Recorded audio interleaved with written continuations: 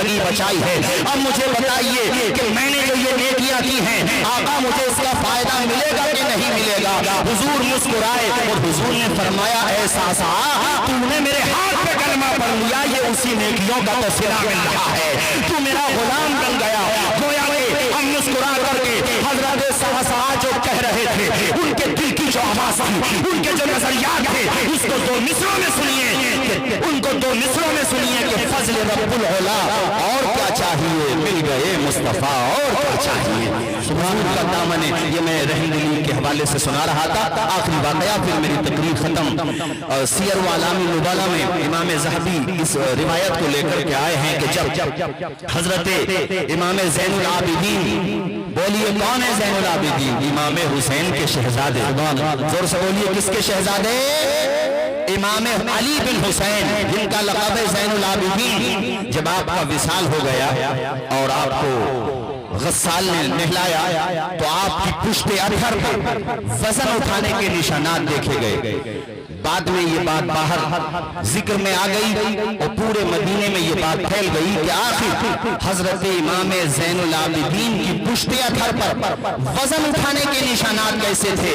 یہ بات جب زیادہ پھیلی تو امام زین العابدین کے جو خادم خاص تھے انہوں نے کہا کہ حضرت نے تو منع کیا تھا کہ راز فاش نہ ہونا چاہیے، مگر چونکہ اب بات دور دور تک پھیل چکی ہے کہ امام حسین کے شہزادے شیر خدا کے پوتے حضرت امام زین العابدین کی پشت ادھر پر آخر یہ وزن اٹھانے کے نشانات کیسے ہیں. اب یہ بات جب پھیل بھی گئی ہے تو سنو، دراصل بات یہ ہے جب مدینہ کے تمام لوگ اپنے اپنے مکانوں میں جا کے سو جاتے تھے، اللہ اکبر، جب بچے بچیاں مرد عورت چھوٹے بڑے سب محو خواب ہو جاتے تھے، رات کا آخری پہر ہوتا تھا یا رات آدھی رات کے بعد حضرت امام حسین کے شہزادے امام زین العابدین اپنی پشت ادھر پر راشن کٹ یعنی راشن کو پیک کر کے، کھانے پینے کا سامان پیک کر کے اپنی پشت ادھر پہ لے جاتے اور ان کے گھروں کی چوکھٹ پہ رکھ کے آ جاتے تھے. صبح کو جب وہ گھر والے اٹھتے تھے حیرت کی انتہا نہیں رہتی تھی، آخر کون ہے جو رات کے اندھیرے میں ہماری مدد کر کے چلا گیا. اللہ اکبر. بعد میں ایسے پریواروں کو شمار کیا گیا کہ ایسے پریوار کتنے تھے جو حضرت امام زین العابدین کی خفیہ مدد سے چل رہے تھے، جن کے گھر کے چولہے حضرت امام کی امداد سے چلا کرتے تھے، آپ کی خیرات سے چلا کرتے تھے، آپ کی قد و کاوش کے ساتھ چلا کرتے تھے. اللہ اکبر. کتابوں میں لکھا ہوا ہے کہ اس طرح کے پریوار مدینہ شریف کے اندر 100 پریوار تھے جن کے گھروں کا چولہا علی کے پوتے امام زین العابدین کی امداد سے چل رہا تھا.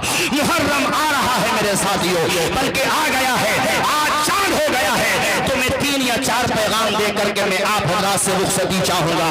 نمبر 1 پہ زیادہ سے زیادہ صدقہ و خیرات کرو، اپنے غریب بھائیوں کے کام آؤ. کوئی تمہارے قریب میں رہتا ہے، اسکول کی فیس جمع نہیں ہوئی ہے، اس کی فیس جمع کر دو. تمہارے قریب میں غریب بہن بیٹیاں ہیں، شادی نہیں ہو پا رہی ہے، ان کی شادی میں تعاون کرو. میں انجمن امین البرکات، انجمن غلامان برکات اور انجمن شاہ برکات اور یہ جو انجمن خدمت ملت ہے، ان تمام حضرات سے کہوں گا ماشاءاللہ بڑا اچھا کام کرتے ہو، ہر موقع پر قوم کی آواز بھی بنتے ہو، ہر طریقے سے کام کرتے ہو، لیکن ماہ محرم میں زیادہ سے زیادہ یہ کام بھی کرو.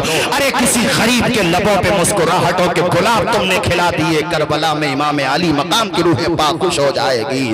اور دوسرا کام یہ ہے کہ کم از کم 10 دن میں یعنی پہلی محرم سے لے کے 10ویں محرم تک کم از کم ایک ختم قرآن پاک کر لو. روزانہ 3 پارے پڑھ لو. اور ختم قرآن جب ہو جائے شیرنی رکھ کے ایصال ثواب کر دو اور یہ خراج عقیدت امام علی مقام کی بارگاہ میں اور ان کے رفقا کی بارگاہ میں پیش کر دو. نمبر 3 پہ آپ حضرات سے کہوں گا اور اس پہ آپ خاص طور پہ توجہ دیں. دیکھو بیہودہ رسومات میں، بدعات و خرافات میں ہرگز نہ پڑیں. امام علی مقام کا منہج اپنائیں اور یہ سوچیں کہ فاطمہ کے بیٹے نے اس قدر زخم کھانے کے باوجود بھی سجدہ نہیں چھوڑا تھا. ہم کیسے حسینی ہیں کہ شب عاشورہ میں بھی اور عاشورے کے دن بھی ہم مسجدوں کا رخ نہیں کرتے. ہماری محبت تبھی مکمل ہوگی جب 5 وقتہ نمازی بن جائیں گے. ارے میں تو یہ کہتا ہوں 5 وقتہ نمازیں تو پڑھنا ہی ہیں، مگر کم از کم ماہ محرم میں تہجد کے سجدے بھی کرنے لگے. تھے, جب ماہ محرم میں کرنے لگیں گے تو انشاءاللہ باقی کے مہینوں میں کرنے لگیں گے انشاءاللہ. امام کی محبت اپنے دل میں بسائیں, امام سے پیار کریں. اور میرے ساتھیوں, نمبر 4 پہ آپ حضرات سے یہ بات کہوں گا, اور یہ بات آپ سے اس لیے کہوں گا کہ گھر پہ جا کر, آخری بات ہے پھر میں گفتگو ختم کرتا ہوں, گھر پہ جا کے اپنی بہن بیٹیوں کو یہ پیغام دے دیں, اور ہماری جو بہنیں بیٹیاں مائیں یہاں پر موجود ہیں وہ بھی اس بات کو سنیں. حضرت تشریف فرمائے ماشاءاللہ, پورے بھارت میں جاتے ہیں, بلکہ ادر کنٹریز بھی جاتے ہیں ماشاءاللہ, ادر کنٹری بھی جاتے ہیں. راجکوٹ میں, جام نگر میں اور گجرات کے دیگر خطوں میں میرے استاذ گرامی حضرت مفتی زاہد علی سلامی صاحب قبلہ اطال اللہ عمرہ وزید مجد حضرت کا بھی ادھر کافی دورہ ہوتا ہے. ادھر میں نے ایک بات دیکھی, تب میں نے سوچا کہ ہم اپنے سنبھل میں بتائیں گے, دیگر جگہوں پہ بھی بتائیں گے کہ ماہ محرم میں وہاں کی عورتیں ایک پریوار کی, پورے محلے کی, یا کم از کم ایک گھر کی, ایک ساتھ جمع ہو کر کے اللہ کی توفیق سے تسبیح فاطمہ کا ورد کرتی ہیں. بولو سبحان اللہ. تسبیح فاطمہ کیا ہے؟ تسبیح فاطمہ حضور کی بارگاہ میں حاضر ہوئی تھی حضرت فاطمہ زہرا, کہا تھا یا رسول اللہ میں دراصل کام کرتی ہوں پورے دن کا, اور میں چاہتی ہوں حضور میری مدد کے طور پہ گھر کا کام کچھ وہ سنبھال لے, اس طور پہ حضور کوئی باندی عطا فرما دیں, کوئی نوکرانی عطا فرما دیں. حضور نے فرمایا بیٹی میں اس سے اچھی بات نہ بتاؤں تمہیں؟ کہا یا رسول اللہ میرے والد ماجد جی فرمائیں. حضور نے کہا بیٹی 33 مرتبہ سبحان اللہ. بولیے, آپ بھی بولیے نا سبحان اللہ. کتنی مرتبہ, کتنی مرتبہ, اونچا بولیے, کتنی مرتبہ؟ 33 مرتبہ سبحان اللہ. اے بیٹی فاطمہ, یہ وہ تسبیح ہے جو حضور نے اپنی بیٹی کو بتائی ہے. اے بیٹی فاطمہ 33 مرتبہ سبحان اللہ, اور 33 مرتبہ الحمدللہ, اور بیٹی 34 مرتبہ اللہ اکبر پڑھ لیا کرو, تمہاری تھکان بھی دور ہو جائے گی اور نیکیوں میں اضافہ بھی ہو جائے گا. تو اے قوم کی بیٹیوں, بن سور کے محرم کے دنوں میں, خاص طور پہ شب عاشورہ میں اپنے حسن کی نمائش نہ کرو, کربلا والوں کو یاد کرو, میرے امام کے مقدس گھرانے کی خواتین کو یاد کرو, اس زینب کو یاد کرو جس کی بہادری کی قسمیں لی جاتی ہیں. وہ زینب اللہ اکبر کے نانا کے نواسے نے مصلی نہیں چھوڑا, سرپن سے جدا ہو گیا, سجدہ نہیں چھوڑا, دربار میں بولی بھی تو لہجے میں علی کے, زینب نے کسی حال میں پردہ نہیں چھوڑا.